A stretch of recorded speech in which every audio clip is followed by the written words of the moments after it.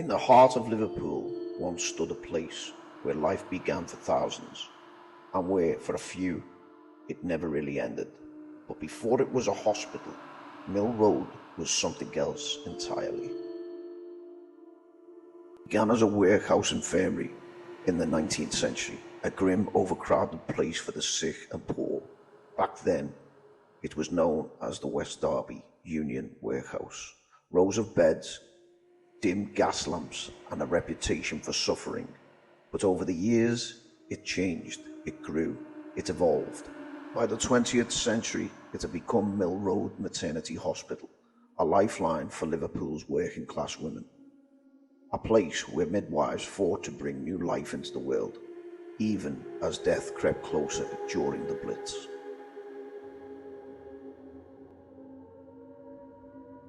But even in a place of hope, some things don't pass on. This is the story of Mill Road and the two women that never left.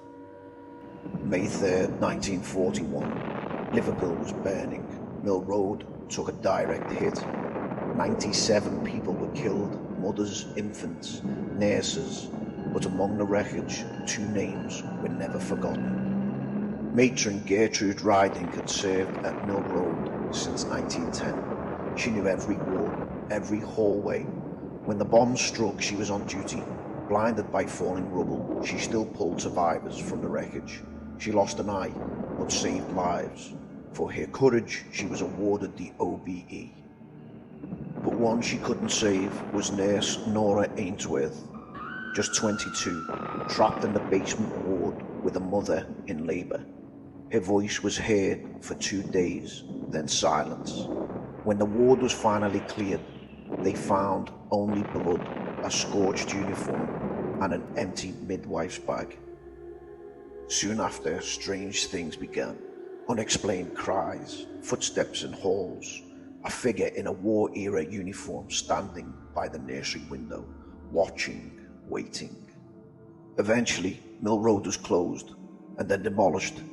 In its place, a modern housing estate. But when construction began, the ground seemed unwilling to let go of its dead. Workers reported shadows, cold air, tools that vanished. One man claimed he saw two nurses standing silently in the excavation pit, then gone without a trace.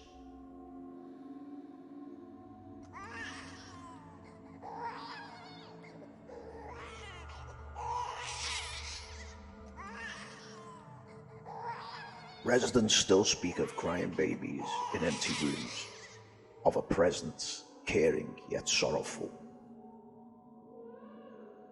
Some believe it's Nora trapped in her final moment. Others believe it's something stronger, more protective. They believe it's her. Gertrude Riding, still watching, still standing guard over her hospital, even in death, still on duty. One mother claimed her child stopped breathing in the night until a tall woman leaned over the cot and whispered.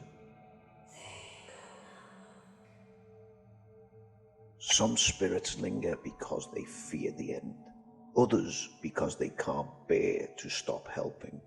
The hospital is gone, but the night shift continues. Mill Road is dust, but they still walk the wards. Subscribe for more haunted tales from Liverpool's shadows.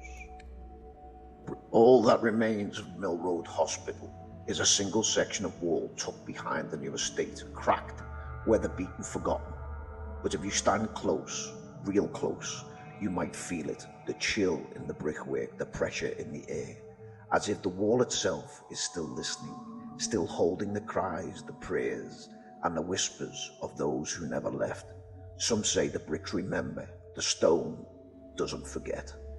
And if you press your palm to that wall, you'll feel it throb with something that isn't quite history and isn't quite gone.